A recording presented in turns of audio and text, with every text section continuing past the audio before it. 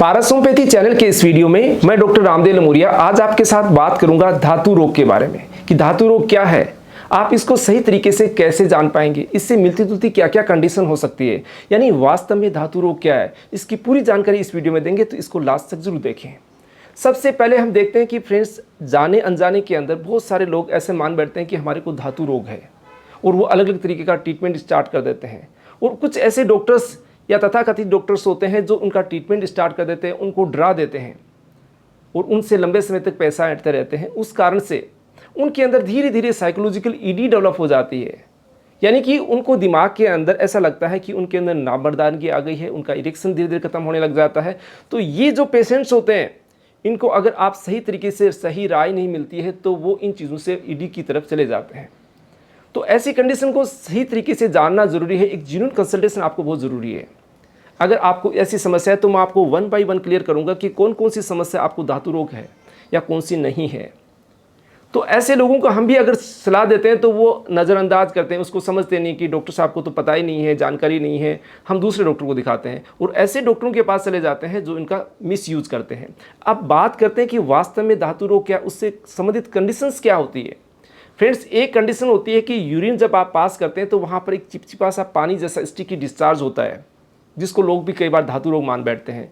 ये एक normal condition होती है जो हमारी पेनाइल यूरेथ्रा के द्वारा सिक्री ग्लैंड से सिक्रेटरी जो ग्लैंड्स होती हैं उनके द्वारा डिस्चार्ज होता है। कब होता है? जब आप सेक्सुअल थॉट्स लाते हैं या ऐसी कुछ बातें करते हैं या ऐसे कुछ आप सीन देखते हैं या ऐसी कुछ फोन वीडियोस देखते हैं जिसकी वजह से आपकी सिक्रेटरी ग्लैंड से डिस्चार्ज होता है, जो लुब्रिकेशन का काम करता है नॉर्मली। और ये एक नॉर्मल डिस्चार्ज है जिसको आप किसी भी तरीके का कोई धातु रोग नहीं माने।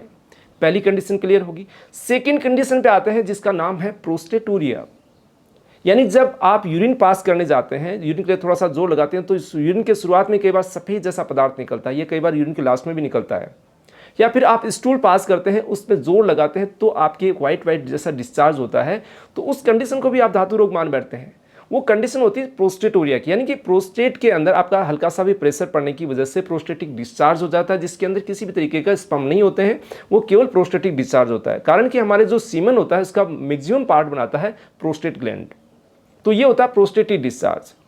तो ये अगर आपको बार बार होने लग जाता है तो इसकी वजह से थोड़ी बहुत कुछ दिक्कतें हो सकती है, लेकिन आपको नामर्दानगी या इरेक्टाइल डिस्फंक्शन की समस्याएं ज़्यादातर केसेस में नहीं होती है और आप सोचते हैं कि मेरे अंदर कमजोरी आ गई और वो आप धीरे धीरे साइकोलॉजिकल ईडी के शिकार हो जाते हैं। अब जो मेन बात करते हैं सेकंड कंडीशन, थर्ड कंडीशन जो मेन है वो है धातु रोग।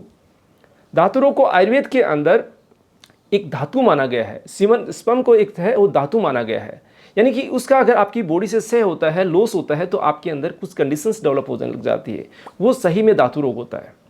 धातु रोग का मतलब है कि आपके सीमेन का जो डिस्चार्ज अनैच्छिक रूप से होता है, बिना इच्छा के होता है, वो चाहे आपको किसी भी कंडीशन में आप सोचते हैं करते हैं आपका सीमेन डिस्चार्ज हो जाता है, तो आपको इस कंडीशन को बोलते हैं धातु रोग। वो आपको स्लाइट एक्साइटमेंट की वजह से हो सकता है, सेक्सुअल थॉट के माध्यम से भी हो सकता है, या रात में सोते हैं या नींद के अंदर या जागते, किसी भी कंडीशन के अंदर अनैच्छिक रूप से आपके सीमेन का अगर डिस्चार्ज हो रहा है तो वो कंडीशन है धातु रोग की, जिसको बोलते हैं स्पर्मेटोरिया। तो फ्रेंड्स, ये कंडीशन आपकी होगी धातु रोग की। इन तीनों कंडीशन को आप सही तरीके से जान पाते हैं तो आप जान पाएंगे कि आपको वास्तव में धातु रोग है या नहीं है। दो पहली जो कंडीशन है उनके अंदर पहली कंडीशन में आपको ट्रीटमेंट की आवश्यकता नहीं होती। प्रोस्टेटूरिया वाली कंडीशन के अंदर आपको कहीं ट्रीटमेंट की आवश्यकता हो सकती है, तो आप डॉक्टर से परामर्श करके उसका ट्रीटमेंट ले सकते हैं। लेकिन धातु रोग के साथ साथ में आपको सिम्टम्स क्या महसूस होंगे, उसमें क्या होगा कि आपको धीरे धीरे कमजोरी का एहसास लगेगा, आपकी कमर में दर्द होने लग जाता है, आप थकान महसूस करते हैं, आपके अंदर कमजोरी या वीकनेस आने लग जाती है, आंखों के अंदर भारीपन सा लगने लग जाता है, शरीर ऐसा लगता है पूरी तरीके से एग्जॉस्ट हो चुका है। ऐसी सिचुएशन आती है तो वहाँ पर आपको कहीं ना कहीं ट्रीटमेंट की आवश्यकता हो सकती है, कुछ साइकोलॉजिकली और कुछ फिजिकली भी। या फिर आपके साथ में कुछ ऐसी डिजीज चल रही होती है, आपका डाइजेशन अपसेट हो रहा है, या आपको यूरेथ्रा से रिलेटेड कोई प्रॉब्लम है, यूरिनरी ट्रैक्ट इन्फेक्शंस हैं, या आपको पहले कोई ऐसी यूरिनरी ट्रैक्ट से रिलेटेड कोई डिजीज़ रह चुकी है, या आपको कोई अदर डिजीज़ है, तो भी आपकी इस स्पर्मेटोरिया को इंड्यूस कर सकती है, बढ़ा सकती है।